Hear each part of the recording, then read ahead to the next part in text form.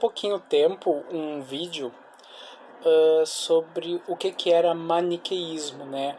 Aí já vieram outras perguntas falando, né, o que é platonismo, não sei o que lá, por que o platonismo estava dentro dos primórdios lá do cristianismo, coisas assim.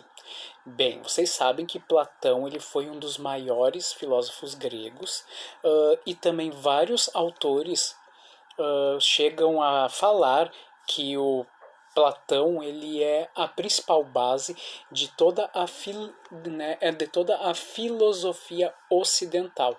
Tem uns que chegam a assim dizer que tudo que é feito depois de Platão são apenas notas de rodapé a tudo que ele já pensou antes, dada a importância e ao impacto da obra platônica. Pois bem, na época em que o cristianismo estava se formando e logo depois, lá pelo século 4, 5, 4 e 5, né, é depois de Cristo, ele se consolidou como a religião oficial, né, o século 1 e 2, que foi uma época de formação dele, estava em alta o neoplatonismo.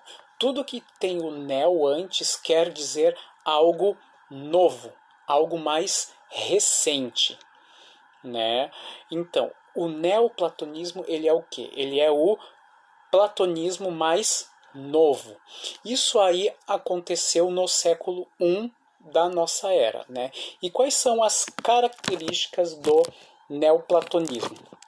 Ele é uma escola filosófica alexandrina, ou seja, lá de Alexandria, que era um dos maiores centros culturais da nossa era, né? Que tinha aquela famosa biblioteca, né?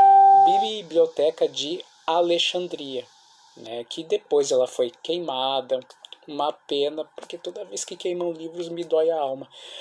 Então, o neoplatonismo ele foi uma escola filosófica alexandrina surgida no século II da nossa era e que teve uma expansão mais ou menos até o século V, que é quando cai o Império Romano do Ocidente e aí os bárbaros tocam terror em tudo ali. Então, o que o neoplatonismo faz? Ele interpreta o platonismo, né, de uma forma mística e espiritualista, né? Ou seja, ele assim supõe uma transcendência de um Deus que por emanação, ou seja, pela onipresença dele em tudo, cria uma outra realidade, né? Com uma realidade profana. E a possibilidade, mas de o ser humano, o homem em si, ele, ele alcance esse Deus por meio da interiorização.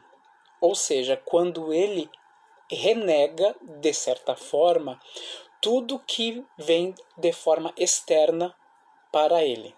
Ou seja, há de novo, né, nessa ótica platônica, há um menosprezo aos sentidos, né, ao mundo sensível, que é o que? Aquilo que é percebido pelos nossos cinco sentidos, né, olfato, tato, visão, paladar, né, audição. Por quê? Porque para Platão todos esses nossos cinco sentidos eles são falhos, dada a perspectiva de que cada um acha uma coisa diferente do outro, né? Nós assim podemos ver isso na prática. Quando alguém come, né, alguma coisa, para alguns isso pode ser doce, ou para outros pode ser, né, um absurdo de doce, ou para outras pessoas pode ser não tão doce. Isso aí mostra o quê? Mostra a falha dos nossos sentidos em ter um conceito único. E aí o platonismo busca isso, né? Que é o quê? Que é o anseio pelo conceito único, pelo conceito uno, padrão e que sirva para tudo que há no mundo.